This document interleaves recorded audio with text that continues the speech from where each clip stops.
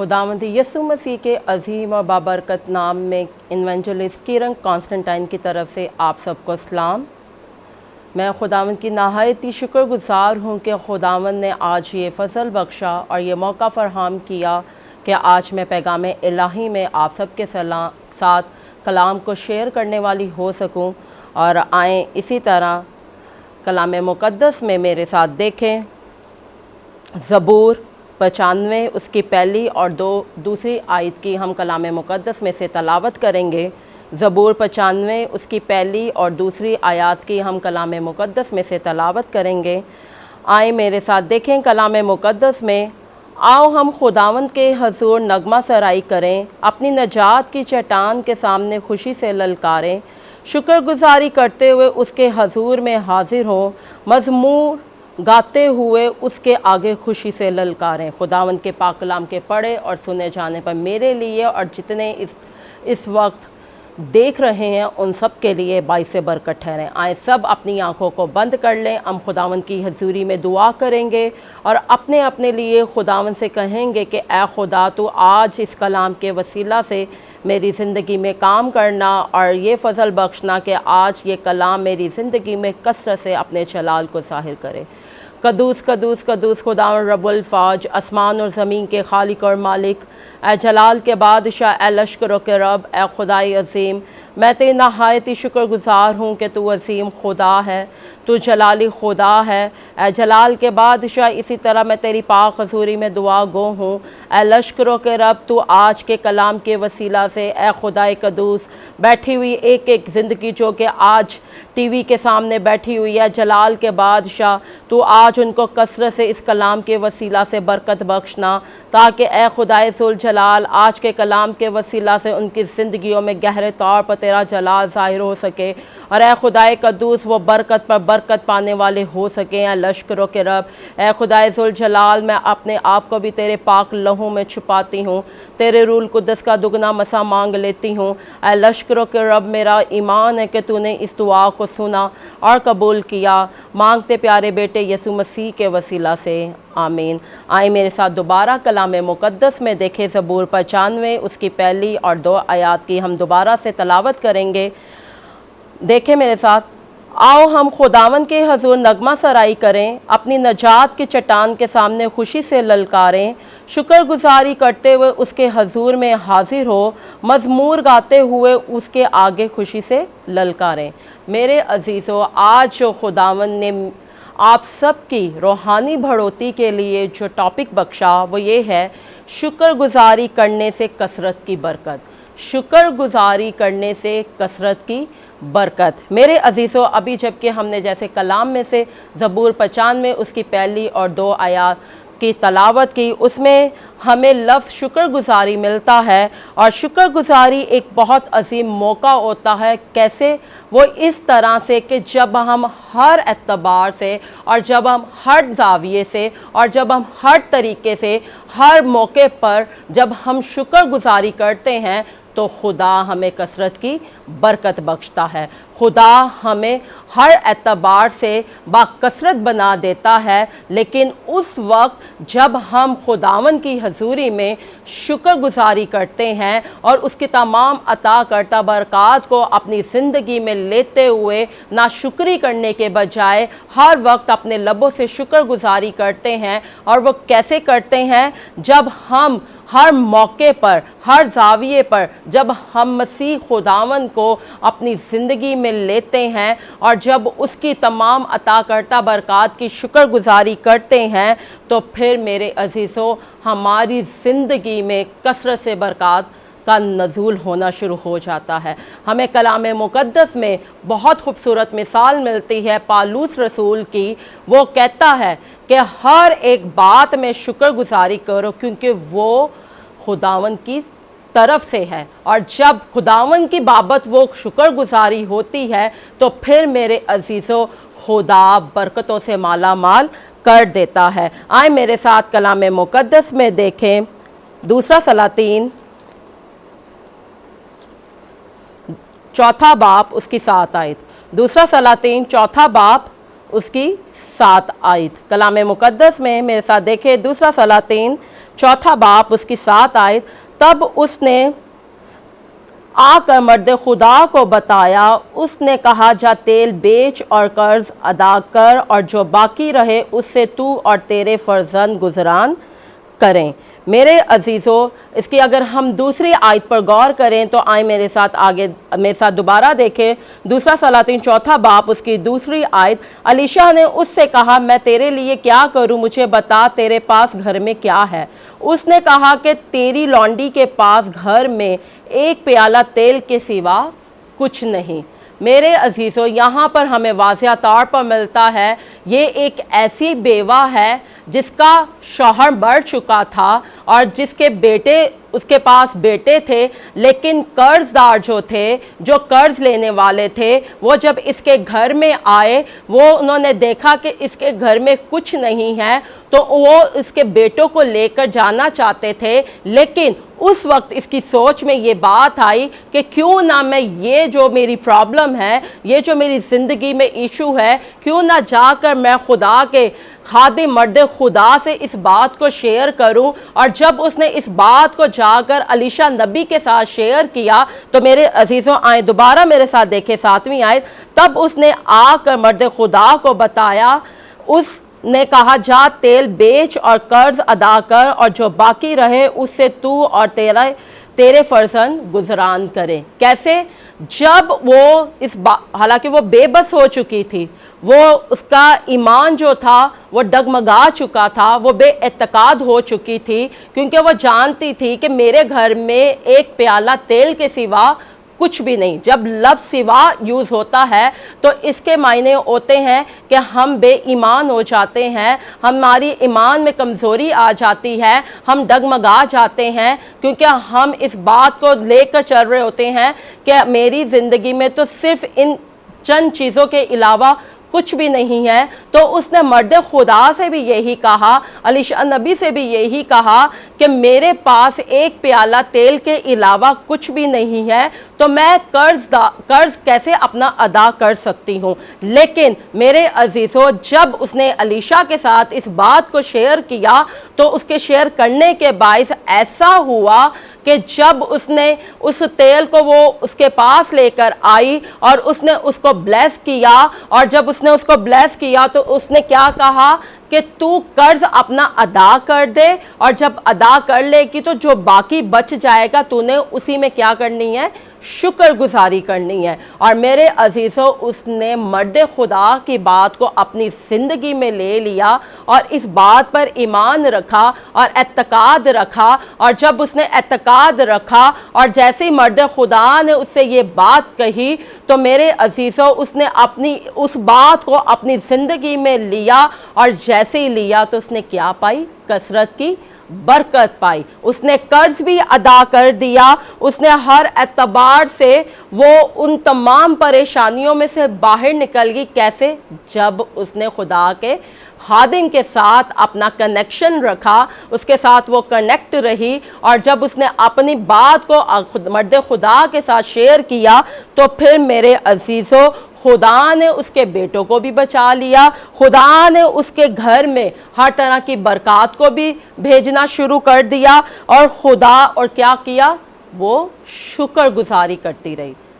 क्योंकि अलीशा नबी ने उससे कहा था कि जो तेरे पास बाकी बच जाए, तेरा घराना, तू और तेरा घराना उसमें गुजारा करे। और उसने इसी बात को अपनी ज़िंदगी में लेते हुए उसने वही काम किया जो खुदा के खादिम ने उससे कहा था। और आज भी ऐसा ही है, जब खुदा के खादिम कहते हैं कि आप इस तरह से कर लें, तो फिर मेरे अजीज़ों, जब हम खुदा के खादिमों की बात को मानते हैं तो फिर हम कसरत की बरकत पाते हैं। और क्या होता है, फिर जब हम शुक्रगुजारी करते हैं, शुक्रगुजारी के ज़रिया से हम बरकत पर बरकत पाना शुरू हो जाते हैं। फिर कसरत की बरकत हमारी ज़िंदगी में आना शुरू हो जाती है। और जब हम खुदा को तकते रहते हैं और जब हम उसको अपनी ज़िंदगी में महसूस करते हैं, जिस तरह उस बेवा ने अपनी ज़िंदगी में महसूस किया और चाहा, और जिस तरह से उसने वो जो नामुमकिन काम था, जो वह सोच भी नहीं सकती थी, जो उसके ज़हनो गुमान में भी ना था कि ऐसा भी हो सकता है कि एक प्याला कुप्पी से मेरा घराना चल सकता है और मैं कर्ज को भी अदा कर सकती हूँ। क्यों? कि उसने अपनी आंखें किस पर लगा ली? खुदा पर लगा ली। उसने खुदा को देखना शुरू कर लिया, उसने महसूस करना शुरू कर दिया और उसने इस बात को सोचा कि मैं जब खुदावन के खादमों के पास गई हूँ तो यकीनन खुदा मुझे बरकत बख्शेगा, खुदा मुझे सरफराज करेगा। और इसी वजह से खुदा ने उस एक तेल के प्याला से, हालांकि वो प्याला कितना होगा, हो सकता है उसमें 1 kg भी ऑयल ना हो, लेकिन उसके बावजूद भी उसने उस बात पर ईमान रखा। किसकी? मर्द खुदा की बात पर।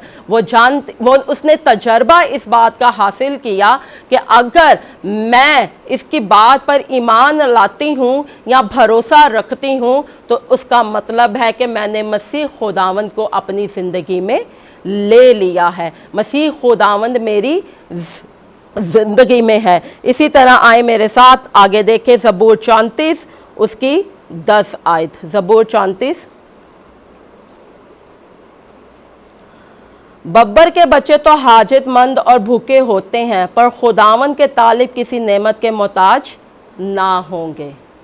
यहाँ पर हमें वाज़िह तौर पर मिलता है, गो के आप सभी जानते हैं कि बब्बर शेर जो एक ताकतवर जानवर है, जो एक ऐसा जानवर है कि जो इंसान को भी फाड़ देता है और उसको भी वो खाने की कोशिश करता है, लेकिन कलाम में मुकद्दस वाज़िह तौर पर बयान करती है कि वो ये कहता है कि बब्बर के बच्चे तो हाजतमंद और भूखे होते हैं, पर खुदावन के तालिब किसी चीज़ के मोहताज ना होंगे। मेरे अजीज़ों, गो के हम इंसान होने के बाइस हमारी ज़िंदगियों में बहुत सारी परेशानियां होती हैं, बहुत सारी मुसीबतें होती हैं, तंग दस्ती होती है, लेकिन जब हम अपनी नज़रों को, जब हम अपनी आँखों को खुदावन की तरफ लगा लेते हैं और जब खुदावन को अपनी ज़िंदगी में ले लेते हैं, तो फिर मेरे अजीज़ों वो अपने तालिबों को कभी भी भूखा नहीं रहने देता है, बल्कि उनको वो किसी भी तरीके से वो चाहता है कि मेरे बच्चे हर एतबार से वो अच्छी चीज़ों को खा सकें, पी सकें। फॉर एग्ज़ाम्पल, अगर हम पेरेंट्स होने के नाते हमारी यही कोशिश होती है कि हमारे बच्चे अच्छा खाएं, अच्छा पिएं और अच्छा पहने, अच्छा ओढ़ें। क्यों?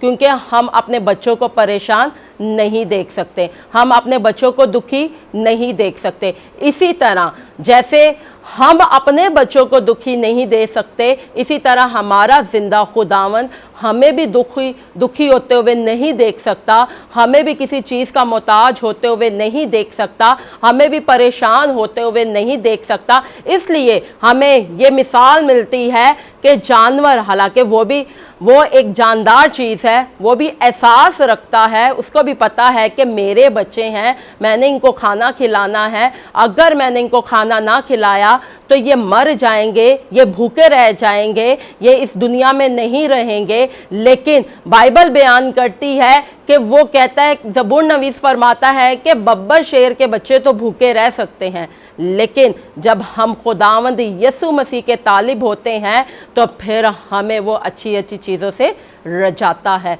फिर वो हमें कभी भी वो मायूस नहीं होने देता है, लेकिन उस वक्त जब हम शुक्रगुजारी करते रहते हैं, क्योंकि शुक्रगुजारी करने से हमें कसरत की बरकत मिलती है। आए इसी तरह हम एक ब्रेक लेंगे और ब्रेक के बाद दोबारा हम आपसे इसी मैसेज को दोबारा से हम स्टार्ट करेंगे।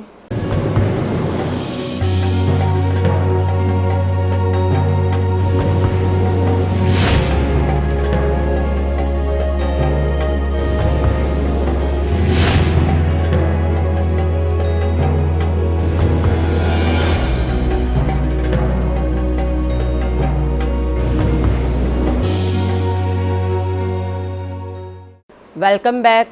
जैसा कि अभी हम सीख रहे थे कि शुक्रगुजारी करने से कसरत की बरकत, और अभी हम सीख ये रहे थे कि शेर का बच्चा तो भूखा रह सकता है, लेकिन जो मसीह के तालिब होते हैं, जो उसके साथ पवित्र होते हैं, जो उसको तकते रहते हैं, तो फिर खुदा उनकी माशी हालात को भी तब्दील करना शुरू कर देता है।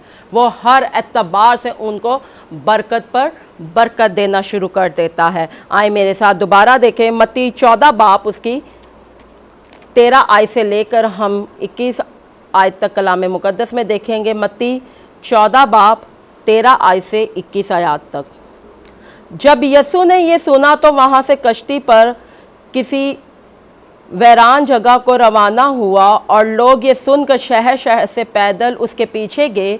उसने उतरकर बड़ी भीड़ देखी और उसे उन पर तरस आया, और उसने उनके बीमारों को अच्छा कर दिया। और जब शाम हुई तो शागिर्द उसके पास आकर कहने लगे कि जगह वीरान है और वक्त गुजर गया है, लोगों को रुखसत कर दे ताकि गांव में जाकर अपने लिए खाना मोल लें।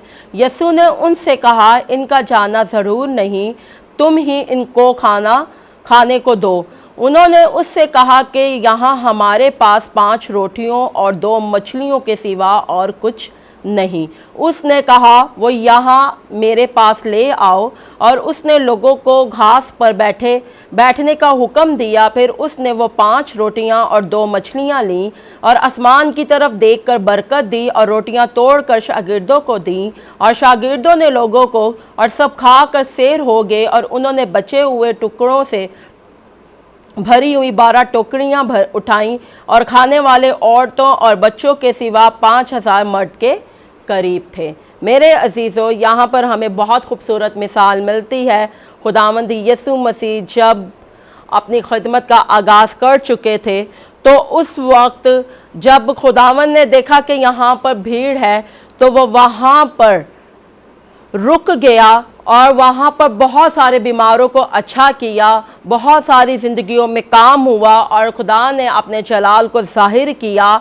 लेकिन जब देखा कि अब वक्त टाइम बहुत ज़्यादा हो चुका है और लोग भूखे हैं, तो खुदावन के शागिर्दों ने आकर खुदावन से कहा कि अब हमें चाहिए कि हम लोगों को रुखसत कर दें ताकि वो अपने लिए खाना मोल ले ले। लेकिन यहाँ पर हमें बहुत खूबसूरत एक बात सीखने को मिलती है। आए दोबारा मेरे साथ देखें 16 आयत। यीशु ने उनसे कहा, इनका जाना ज़रूर नहीं, तुम ही इनको खाने को दो। उन्होंने उससे कहा कि यहाँ हमारे पास 5 रोटियों और 2 मछलियों के सिवा और कुछ नहीं।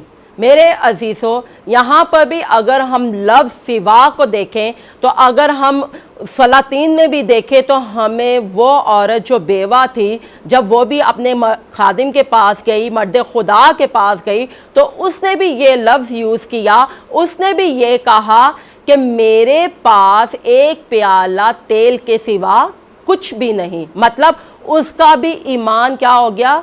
बेईमान हो गई, वो कमज़ोर पड़ गई, बेएतकाद हो गई। यहाँ पर मसीह के शागिर्द भी ईमान में कमज़ोर पड़ गए। उनकी बेएतकादी नज़र आ रही है कि हम किस तरह इतने सारे लोगों को खाना खिलाएंगे, क्योंकि हमारे पास तो सिर्फ 5 रोटियां और 2 मछलियां हैं, क्योंकि उनके ईमान में कमज़ोरी आ चुकी थी। लेकिन मसीह खुदावन ने कहा कि तुम उन 5 रोटियों और 2 मछलियों को मेरे पास लेकर आओ। और जब वो आए, मेरे साथ आगे देखें 18 आयत। उसने कहा, वो यहाँ मेरे पास ले आओ। और उसने लोगों को घास पर बैठने का हुक्म दिया। फिर उसने वो 5 रोटियां और 2 मछलियां ली और आसमान की तरफ देखकर बरकत दी और रोटियां तोड़कर शागिर्दों को दी और शागिर्दों ने लोगों को दी। मेरे अजीज़ों, हमें यहाँ पर ये सीखने को मिलता है, मसीह खुदावन ने रूहानी नज़रिए के मुताबिक लोगों की वो रोज़मर्रा की ज़रूरियात को भी बरकत दी। वो रोज़मर्रा की ज़रूरियात हमारी क्या होती हैं? हमारा खाना, हमारा पीना, ओढ़ना, पहनना, हर एतबार की ये ज़रूरियात जो थी, उसने देखा कि रूहानी एतबार से तो इनको बरकत मिल रही है, लेकिन उसने उनकी इन तमाम ज़रूरियात को भी पूरा किया और क्या किया, उनको बरकत दी। और बरकत कैसे दी? 5 रोटियां और 2 मछलियां, जो कि शागिर्द इस बात को सोचते थे कि हम कैसे इन 5 रोटियों और 2 मछलियों से इनका पेट भर सकते हैं, लेकिन खुदावंद यसु मसीह इस बात को जानता था कि जब मैं इसको आसमान की तरफ उठाऊंगा तो ये हज़ारों की तादाद में हो जाएंगे। क्या हुआ? वो बरकत मिली। बरकत कैसे मिली? जब मसीह खुदावंद ने शुक्रगुजारी की। और जब हम शुक्रगुजारी करते हैं तो मेरे अजीज़ों, हमें ये एक्सपीरियंस होता है कि हम थोड़े से फिर ज़्यादा में आ जाते हैं। जो हमारा थोड़ा सा होता है वो हमें ज़्यादा मिल जाता है। कैसे? कसरत की बरकत मिल जाती है। लेकिन उस वक्त होती है कि जब हमारा एतकाद मसीह खुदावन पर होता है, जब हमारा भरोसा मसीह खुदावन पर होता है, तो फिर मेरे अजीज़ों, हम शुक्रगुजारी करते हुए बरकत को पाते हैं। फिर बरकत से हम कसरत की बरकत को लेना शुरू कर देते हैं। आए मेरे साथ 19 आयत को दोबारा देखें। और उसने लोगों को घास पर बैठने का हुक्म दिया, फिर उसने वो 5 रोटियां और 2 मछलियां ली। मतलब गो के इंसान होने के नाते वो भी इंसान थे। शागिर्द ये थे कि उनको ये था कि शायद हम इस तरह से, उस एतबार से इनको खाना ना खिला पाएँ जिस तरह से ये खाते हैं, लेकिन हमारा मसीह खुदावन जो बादशाहों का बादशाह है, जो खुदावंदों का खुदा है, उसने कहा कि इनका घरों में जाना ज़रूरी नहीं है, आप इनको यहीं पर बिठा दो, क्योंकि उसका एतकाद अपने बाप पर था। वो जानता था कि मैं आसमान की तरफ इनको उठाऊंगा तो खुदा इनको, मेरा बाप इनको बरकत देगा, इनको ये 5 रोटियां और 2 मछलियों को ब्लेस कर देगा और उससे हज़ारों की तादाद में लोग खाएंगे। आए मेरे साथ आगे देखें, मत्ती 15 बाप उसकी 34 आयत। यसु ने उनसे कहा, तुम्हारे पास कितनी रोटियां हैं? उन्होंने कहा, 7 और थोड़ी सी छोटी मछलियां।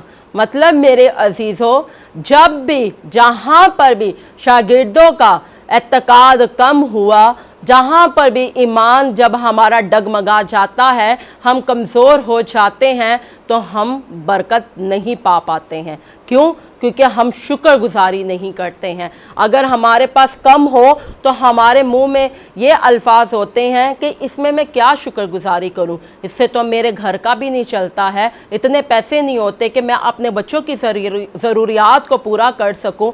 लेकिन जब हमारा एतकाद, जब हमारा भरोसा मसीह खुदावन पर होता है, तो फिर हम कम में भी शुक्रगुजारी करते हैं। जिस तरह अलीशा ने उस बेवा से कहा कि तू अपना कर्ज अदा करके जो बाकी बचता है तू उसमें अपने बेटों के साथ गुजारा कर, तो उसने उसकी बात को माना। और आज मेरे अजीज़ों, जब हम कम में भी खुदावन का शुक्र अदा करते हैं और खुदावन की शुक्रगुजारी करते हैं, तो फिर खुदा कसरत की बरकत देता है, फिर खुदा बरकत पर बरकत बख्शता है। इसी तरह हम ज़बूर 23 उसकी पहली आयत को देखेंगे। ज़बूर 23 उसकी पहली आयत को देखेंगे। खुदावन मेरा चुपान है, मुझे कमी ना होगी, वो मुझे हरी हरी चरागाहों में बिठाता है।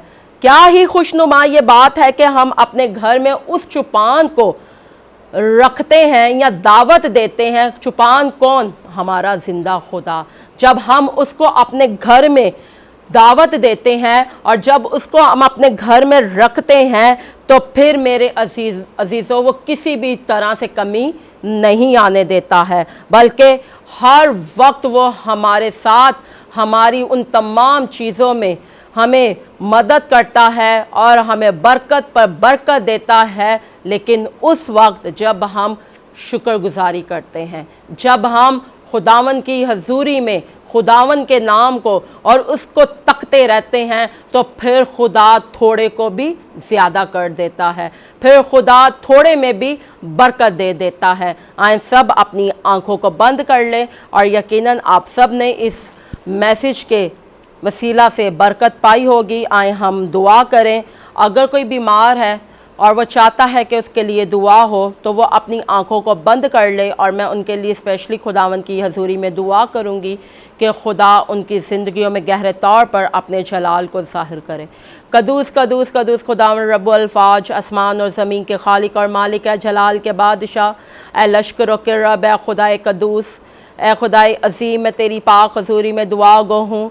ए खुदाए ज़ुल जलाल, देखने वाली एक एक ज़िंदगी को अपने पाक लहू में छुपा ले। ए लश्करों के रब, तो उनकी ज़िंदगियों में गहरे तौर पर अपने जलाल को ज़ाहिर कर दे। अगर कोई बीमार है, परेशान है, दुख है, मुसीबत में है, तो ए खुदाई अज़ीम, तो उनकी ज़िंदगियों में अपने जलाल को ज़ाहिर कर, अपने इलाही शिफा वाले हाथ को बढ़ा, ताकि ए लश्करों के रब एक एक ज़िंदगी तेरी पाक हजूरी में ए खुदाई कदूस अपनी बीमारियों में से, अपनी परेशानियों में से आज़ाद हो सके। ए जलाल के बादशाह, मेरा ईमान है कि तूने ए खुदाए कदूस एक एक ज़िंदगी को छू लिया है और एक एक ज़िंदगी में गहरे तौर पर अपने जलाल को ज़ाहिर कर दिया है। यसू के नाम से आमीन। God bless you.